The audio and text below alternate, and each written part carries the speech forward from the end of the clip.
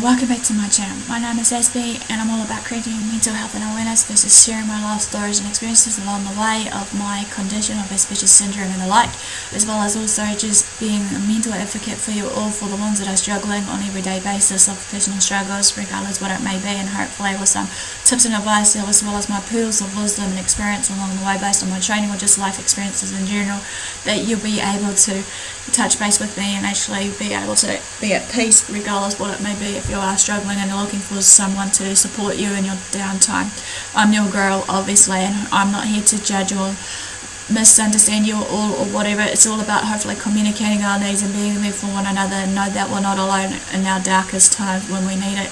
So no further ado, guys, before I continue, as you know, that basically I'm doing the how-to guides versus basically the Asperger's syndrome and ADHD, and some of this will come under the effect of basically my playlistings of Asperger's syndrome and Autism Help Central versus basically the one on the ADHD and ADD, dyslexia and the like of the learning disabilities that are basically needing to be tidied up, hopefully, before I continue on my everyday stuff that I want to share with you all, that I have felt to share with you all, even though part of me, despite my food and thoughts, I'm just hoping that, regardless of it all, that I can be real, transparent and genuine with you all about what goes down, even if I do take you out on a journey with you to show you what my life is like, when it comes down to trying to socialize versus just basically know when it's too much and stuff, share it so that you can actually know me more of a person than just these classic diagnoses or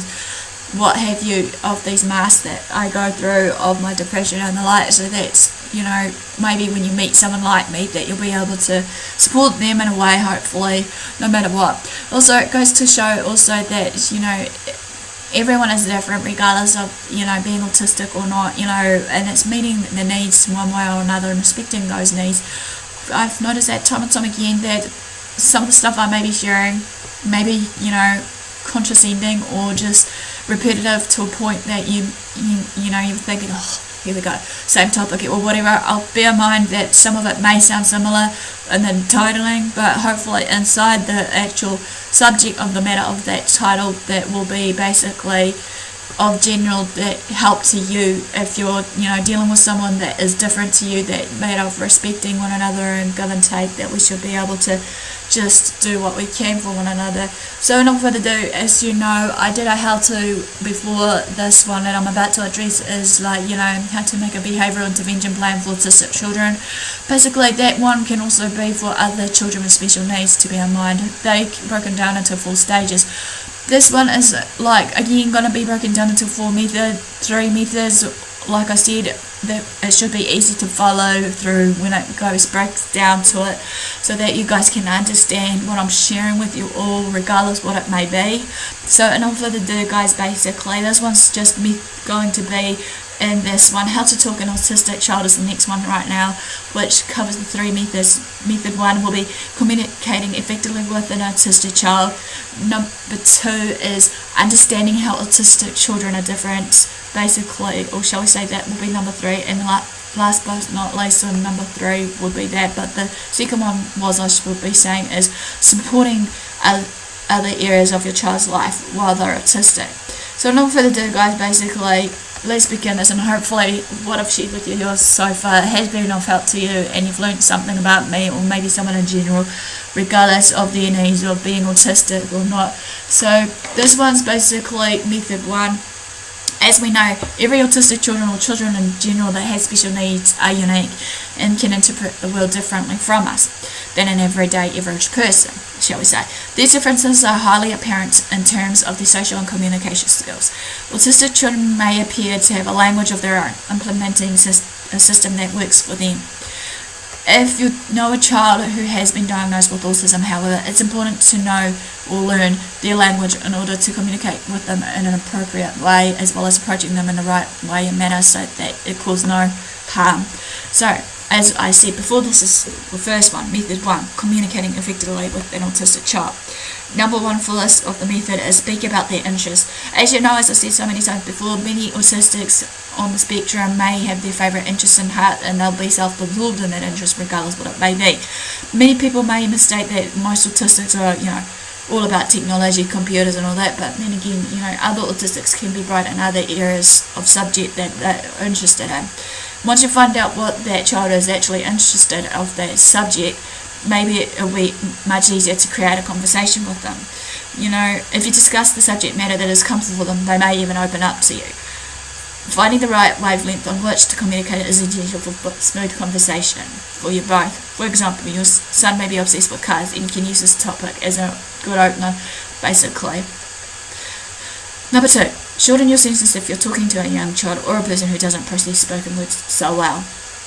If you speak to an autistic child using short sentences, they may be able to process the information more effectively. This depends on the autistic child, however. Remember that some autistic children can process long sentences and some not so well. Never condescend to them or treat them like they are half their age or just that they're stupid and dumb. Many parents make that mistake, which is disheartening to say. Some autistic children have trouble processing spoken words. If this is the case, try reading messages to them such as, "We are going to eat now." They may write back or respond verbally in a more effective fashion due to their visual communication. Written communication can be a great tool, however, be it writing it on pen and paper or on a computer screen or even on an app. But then again, you've got to remember sometimes with some autistics, as I said before, they may be non-verbal, so visual AQ will be easier for them, or even signing. Number 3 is draw a picture. Autistic people tend to think visually, and they can benefit from pictures. Try drawing diagrams, instructions, or simple instructions to help communicate ideas. Visuals may help them understand more clearly to what you're trying to tell them, regardless of what it is, because obviously, regardless of what you're trying to visually express, you've got to remember that maybe an autistic child will be able to respond more effectively to visual communication. Try using visuals to create your child's schedule, however. Another one is draw their daily activities: eating, breakfast, going to school, coming home, playing, bedtime, etc., etc. Add words if your child is learning to read also. This will allow your child to check off their daily activities and add structure to their day, again, by a classic routine. You can use stick figures to explain activities, but make sure you add a component that personalizes each character. For instance, maybe you read here, add this to your stick figure so that your child associates that figure as being warm. Number 4, allow for processing time. As you know, you may need to pause more frequently than in your average everyday conversation with normal everyday people. It is important that you give your child time to process also the information that you've given them, that they've just received. Be patient with them, understanding, as well, and make sure you are not rushing them. Allow them time to process that and respond in their own time. As we know that every autistic and other child with visual needs may learn at a slower pace than others. Some just may be not able to grasp it all in one hit of what you're trying to teach them, of certain boundaries or rules, but don't forever rush them or get impatient to the point that you're going to be yelling and screaming at them, and start calling them names or saying stuff at them like, example, "You're stupid, you're dumb," and all that. That can ruin a child, not just for children that are autistic, but just children in general. If they don't respond to your first question, don't throw another one at them. This would just confuse them even more. Just remember that this is a question of processing, not intelligence. Very intelligent people can have trouble processing spoken words, so do not automatically assume that the child has no intellectual abilities. It's a big no-no. Number 5, maintain linguistic consistency. Anyone who speaks a language is aware that there are many possible variations in phrasing them. Although you mean the same end result with each variation, words can be different. Autistic children cannot process this variation, so make sure you keep phrases consistent to avoid any confusion. Okay, so tip here is consistency helps these children. For example, if you're at the dinner table, you can ask for the peas a dozen different ways. However, for autistic children, it's best to stick to a uniform and consistent phrase. Number 3, remember that perfect consistency is impossible, and there's no need to stress if you don't use the same phrase every time, however. Number 6, be sensitive and don't take silence personally. Your child might not be able to speak to you at all, but do your best to not take this on personally. Approach your child in a sensitive manner, respecting their boundaries and making it clear if they're available if they want you. You can never know with certainty why the child is silent. The topic of conversation may be off, the environment could be negative, or the child could be imagining something else. Fundamentally, respecting your child's feelings and boundaries is the best way to get them to open up to you. If others try to speak to your child, they may think that your child is antisocial or doesn't like them at all. Neither of these are likely the case, however, bearing that in mind. Either way, make sure that they are sensitive to your child's situation. Number 7. Begin conversations with statements. Autistic children don't always respond easily to questions such as, how are you? Which may feel intimidating or overwhelming. Collecting thoughts into sentences can take time for autistic people. So starting with something less pressury helps them feel that the interaction isn't either pass or fail. Complimenting their toy can start a conversation if they were making toys or just a toy in general. Simply make a comment and see if they will respond. Once again, start with a topic of interest with them. Older children may have developed scripts which they may recite over and over again when they're prompted with a question. In this case, starting with how are you will automatically result in an answer such as good. Opening with a question will not be stressful if the child has a script for that question ready to answer, and they'll go. Another one is basically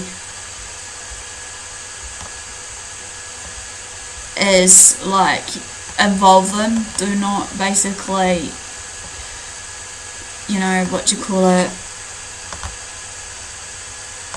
exclude them from everyday activities, sort of thing. And that, 9 times out of 10, basically, many people make that mistake, that just because they're being hard to understand or hard to talk to, that they'll exclude them, little cost, but do not, under circumstances, do this. There will be many times that your child will want to engage with you, even if you find the means and have to of finding that niche of actually how they'll be able to communicate to you. But when it comes to engaging with you, that they may struggle with this. Just be conscious of their presence and include them. Even if they are not responding, it's important basically to know to make the effort. It could mean a lot to them in the long run.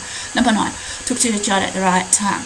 Choose a time when your child is calm to interact with them. If they're relaxed, they'll be more receptive to what you have to say. Also, choose an environment that does not have a lot going on around them all at once, because excessive stimuli can make your child unable to function, and that's where that sensory overload and whatnot comes into place. 10. Speak literally. Autistic children can struggle with figurative of speech. They have a hard time understanding sarcasm, idioms, and humour. Make sure you are literal and specific, which will make it easier for them to understand you. Some autistic, however, on the other hand, may be different.